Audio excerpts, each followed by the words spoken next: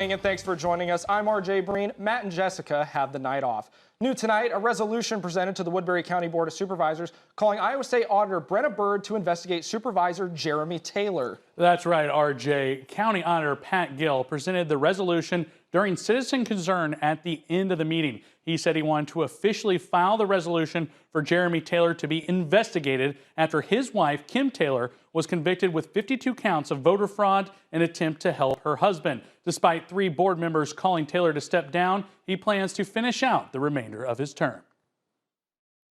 This is a resolution calling upon the Iowa Attorney General to fully investigate the activities of Woodbury County Supervisor Jeremy Taylor and his wife, Kim Fong Taylor. But the Republican says he plans to serve the rest of his term that he was elected for and not resign, despite the fact that 3 of the other 4 members of the board, who are also Republicans, are calling on him to do so.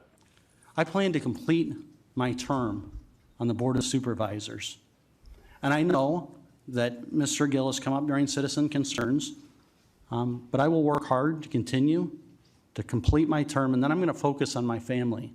But he later went on to say he will step aside from the position as vice chairman of the board, a position he was elected to for the 2023 year. I will step down from that role if that's what's desired. Board Chairman Matthew Ung has publicly called on Taylor to resign and says him not doing so has created a distraction. He is doing the public a disservice by not stepping down. Last few days I've been contacted by people that never talk to me about politics, and the common theme has been anger that the wife is the one taking the fall, and it's a sad story. The third supervisor to call for Taylor's resignation was Dan Bittinger, who gave a long statement on the matter during the meeting, which you can read now on KTIV.com.